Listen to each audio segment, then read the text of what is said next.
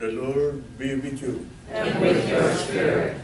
A reading from the Holy Gospel according to Luke. Glory to you, Lord.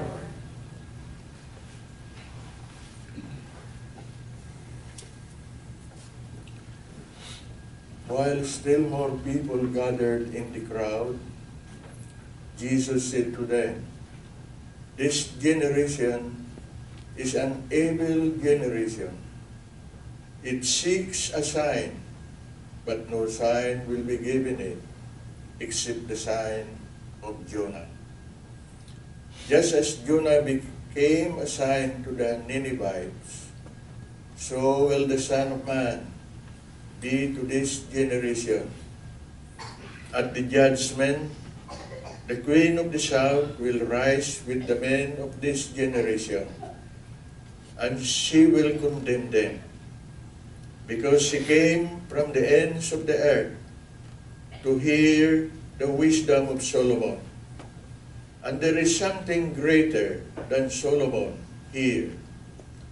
At the judgment, the men of Nineveh will arise with this generation and condemn it, because at the preaching of Jonah they repented, and there is something greater than Jonah here." The Gospel, the good news of our Lord Jesus Christ. Praise you, Lord Jesus Christ. Ambassadors, in this reading through St. Luke, and he teaches that the generation of that time during Nineveh, people wanted a sign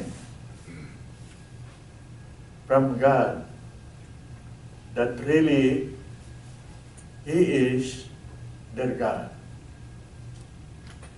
But God did not give them a sign because they were incredible. They don't believe in faith that God has that power to save them. And it compares his salvation to that of Jonah.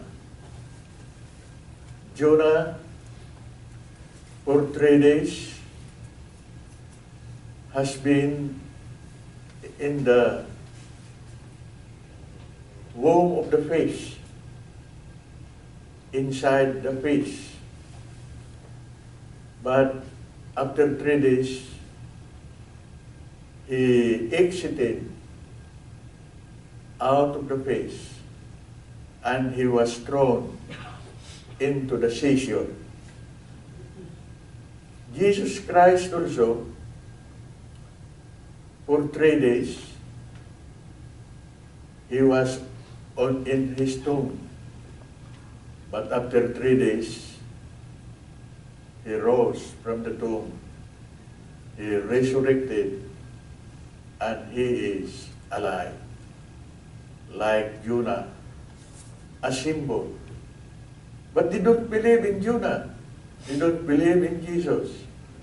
So what for is the sign? We don't need sign. What we need is belief, faith that there is God. There is someone there who will take care of us, who is always with us in our presence, because God wants us all to be with Him in heaven. So during this Lenten season, what do we do? With our faith in Him,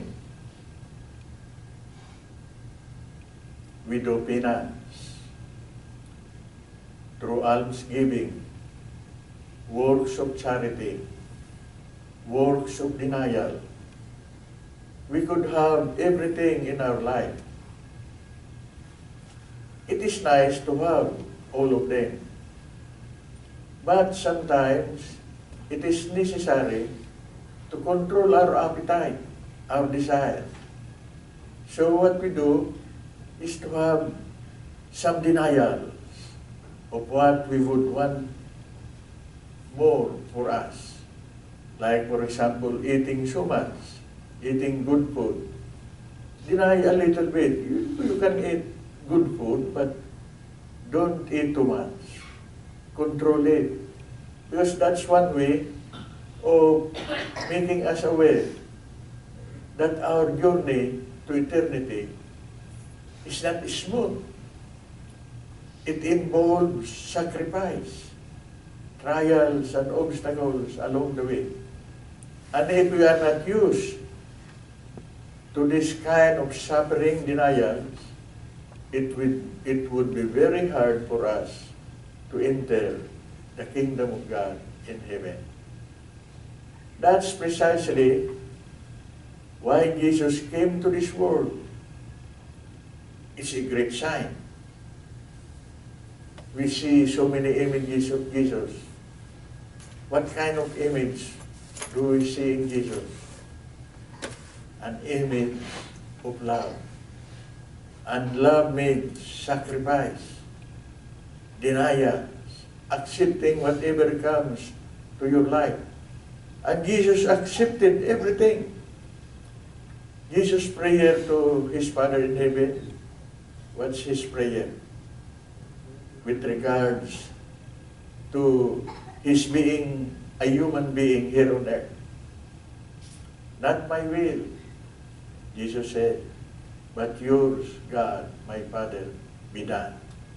In other words, he did not ask for help. As a human being, he endured the same kind of problems as we are, except that Jesus did not commit sin. While we endure so many sufferings, we commit sin because we complain. See, when you complain about what you have in life now, it's already a sin. Because everything, you remember Job, in his suffering, God gives, God takes away.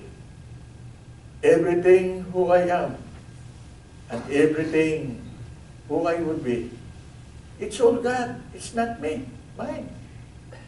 Job says, so we should have that same kind of prayer. If you refuse to suffer, what else can you be except to be out from the kingdom of God? You cannot be there. Because all those who go there are suffering people. The number one suffering people there are the martyrs who give their lives because they love God so much, to the extent that they forget themselves and everything they give it to God.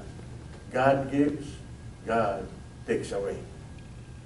Have you ever done that in your life? God gives me beauty.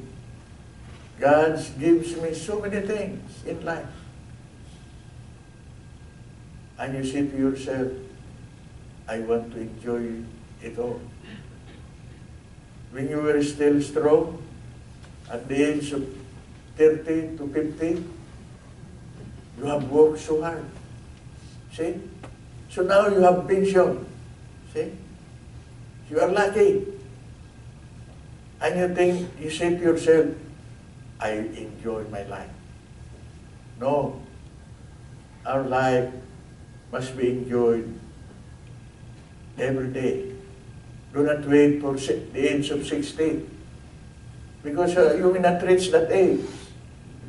I remember a friend of mine who told me, you know, Monsignor, I have been working so hard so that when I retire, I have everything.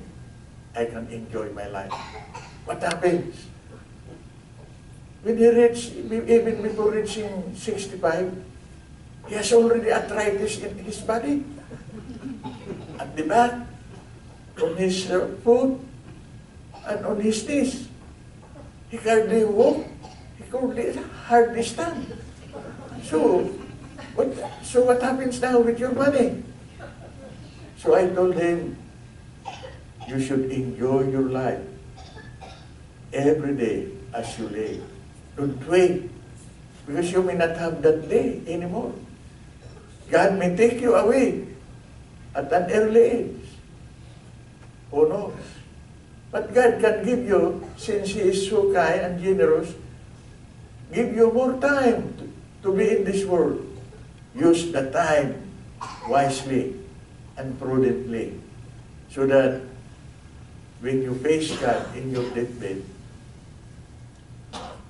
you are not ashamed of yourself. You can present yourself as a person with dignity, with respect. Because you told God, even though I have not been so faithful to you, my Lord and my God, yet with the help of the promise that you have taught my brothers and sisters of ancient times, I am now presenting myself, asking you for forgiveness. So that's the meaning, because God's forgiveness, irrespective of what kind of person you are, is unconditional. There is no limit. What God wants of you is to come to Him and tell Him your story, that you have not been faithful. And God will accept you the way God has given you, rewarded you with your life. So this is the meaning of divine mercy, that God's love is unlimited. Don't worry about your sins. You should worry rather, have you stood up, rose from your fall to be with God. The more you fall, the more you should rise, stand up. Because if you don't stand up, you are finished.